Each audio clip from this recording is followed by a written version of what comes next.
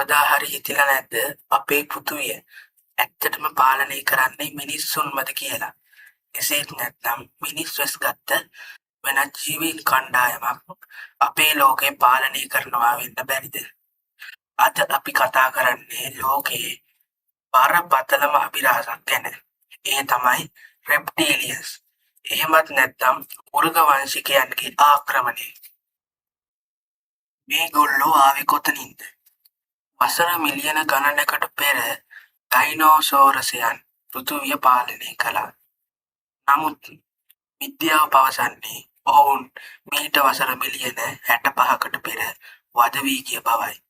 කුමන්ත්‍රණ පර්යේෂකයන් පවසන්නේ ඔවුන් වද වී ගියේ නැති බවයි.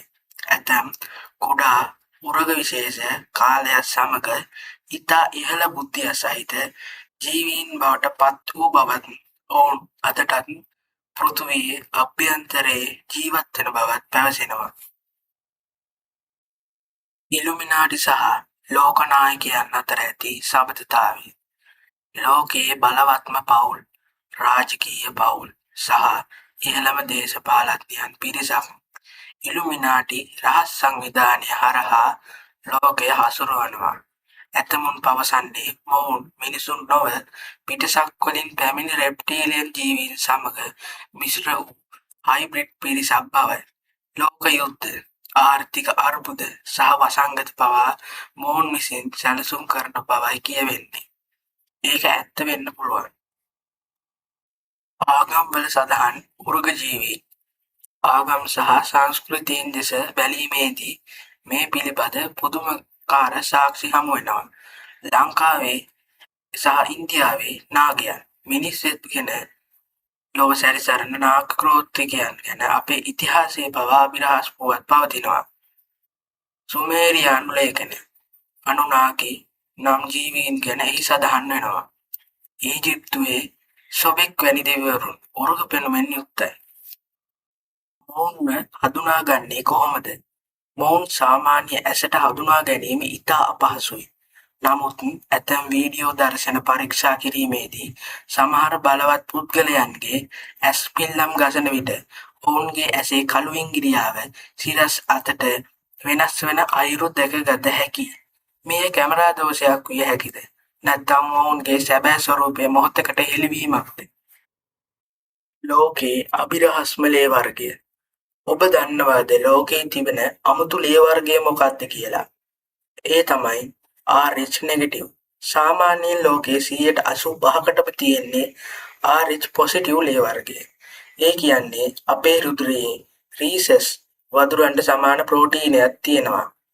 නමුත් මේ RH නෙගටිව් ලේ වර්ගයේ තියෙන අයට ඒ වදුරු ප්‍රෝටීනය ඇත්තේම නැහැ.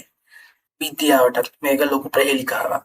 කුමන්ත්‍රණ පර්යේෂකයන් පවසන්නේ මේ ලේ වර්ගයේ හිමි අය සාමාන්‍ය මිනිසුන් නොව පිටසක් වලින් පැමිණි රෙප්ටීලියන් ජීවීන්ගේ ජාන සහිත අය බවයි. මේ ලේ වර්ගයේ තියෙන අයට විශේෂ ලක්ෂණ කිහිපයක් තියෙනවා. සාමාන්‍ය අයට වඩා සිරුරේ උෂ්ණත්වය අඩු වීම, ඉතා ඉහළ IQ එකක් තිබීම, අద్භූත දේවල් පෙනීම හෝ දැනීමේ ශක්තියක් තිබීම, කොන්දේ අමතර අස්තියක් තිබීම.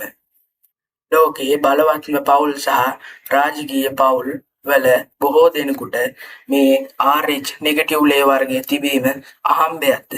නැත්නම් ඔවුන් අප අතරම ජීවත් වෙන පිටසක් වල රුධිරය හිමි පිරිසක්ද?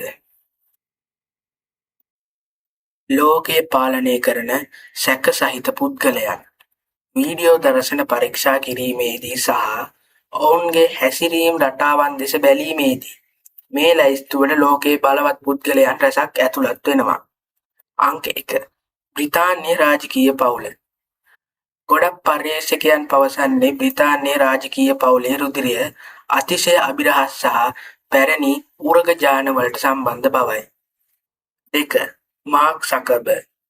Facebook නිර්මාතෘවරයාගේ හැසිරීම් රටාව, ඔහු ඇස් පිල්ලම් ගසන ආකාරය සහ ඔහුගේ මුහුණේ ඉරියව් බොහෝ දෙනෙකුට සැක උපදවනවා.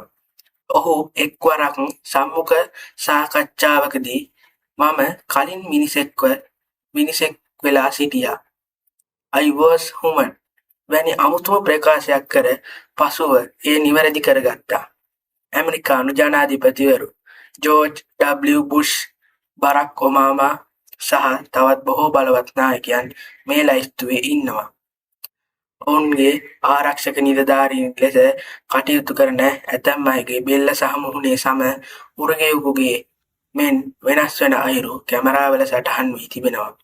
හොලිවුඩ් සහ පොප් තරු ඇන්ජලීනා ජොලී, මැඩෝනා සහ කැටි පේරි වැනි තරු රැසක් මේ ඉලුමිනාටි පාලනයට යටත් බවත් ඔවුන්ගේ ඇතැම් ප්‍රසංගවල උරග සලකුණු බහුලව පාවිච්චි කරන බව සැලකෙනවා. මේ ගැන ඔයාලාගේ මතය පහලින් කමෙන්ට් කරන්න.